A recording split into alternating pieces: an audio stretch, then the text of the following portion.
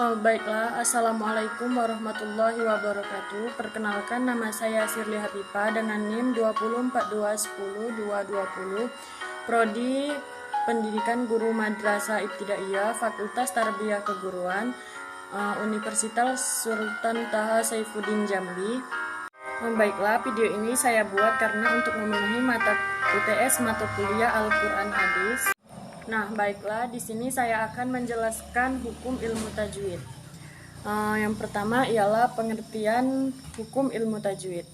Tajwid menurut bahasa berasal dari kata berbahasa Arab, jawadah, yang berarti melakukan sesuatu dengan indah, bagus, dan membaguskan. Ilmu tajwid ialah ilmu yang mempelajari cara membaca Al-Quran yang baik dan benar. Hukum mempelajari ilmu tajwid adalah fardu kifayah atau fardu yang wajib dilakukan. Nah, baik. Di sini adapun hukum nun mati dan tanwin. Nun sukun dan tanwin adalah hukum bacaan nun mati bertemu dengan salah satu huruf yang sudah dibagi dalam beberapa kategori. Hukum nun sukun dan tanwin ada 5. Yang pertama adalah izhar halki, yang kedua idgham biguna, yang ketiga idgham bilaguna, yang keempat iklab, dan yang kelima ialah ikhfa hakiki. Baiklah, selanjutnya pengertian hukum nun mati dan tanwin. Yang pertama kita memasuki hukum izhar halki, yang artinya jelas. Apabila ada nun sukun atau tanwin bertemu dengan salah satu huruf izhar, yaitu alif, ha, kho, ain, rin, dan ha, maka hukum bacaannya izhar. Izhar secara bahasa artinya jelas dan halki artinya tenggorokan. Nah, di sini saya akan membacakan contoh hukum bacaan izhar halki. Yang pertama ialah huruf hamzah atau alif.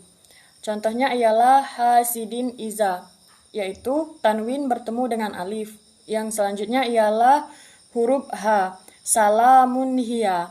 Di sana ada dommatain bertemu dengan H. Yang selanjutnya huruf Ain, jannatin aliyatin. Tanwin bertemu dengan Ain. Yang selanjutnya ialah huruf H, ata'an hisaban. Selanjutnya huruf Rin, ajrun ghairu mamnun. Dan yang terakhir ialah huruf Kho, zarratin khairon. Nah, yang selanjutnya ialah hukum iklab atau membalik atau menukar. Apabila ada nun sukun atau tanwin bertemu dengan huruf ba, maka hukum bacaannya iklab. Iklab artinya membalik atau menukar. Tegasnya huruf nun atau tanwin itu ketika itu dibalik atau ditukar menjadi mim. Nah, di sini saya akan membacakan contohnya. Ialah bismillahirrahmanirrahim, walakim ba'udat. Di situ nun mati bertemu dengan ba, dan contoh kedua ialah yastambitunahu. Di situ nun mati bertemu dengan huruf ba. Yang selanjutnya ialah hukum yang ketiga, idgham biguna. Apabila nun sukun atau tanwin bertemu salah satu huruf ya, nun, mim, dan waw, maka hukum bacaannya idgham biguna. Idgham artinya memasukkan atau mentasydidkan, biguna artinya dengan mendengung. Jadi harus dimasukkan atau ditasydidkan dalam salah satu huruf yang 4 itu dengan suara mendengung. Contohnya ialah di surah Al-Lahab ayat 1. Bismillahirrahmanirrahim. Tabbat yada abi lahabi wa tab. Hukum yang keempat ialah idgham bilaguna. Apabila ada nun sukun bertemu atau tanwin bertemu salah satu huruf lam dan ro, maka hukum bacanya ialah idgham bilaguna. Idgham artinya memasukkan atau mentasydidkan, bilaguna artinya dengan tidak mendengung. Di sini contohnya terdapat pada surah Al-Ikhlas ayat 4. Bismillahirrahmanirrahim. Walam yakun lahu kufuwan ahad.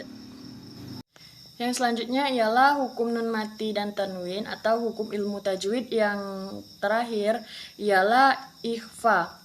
Jadi, apabila ada nun sukun atau tanwin bertemu dengan huruf 15 di bawah ini, maka hukum bacanya disebut ikhfa hakiki.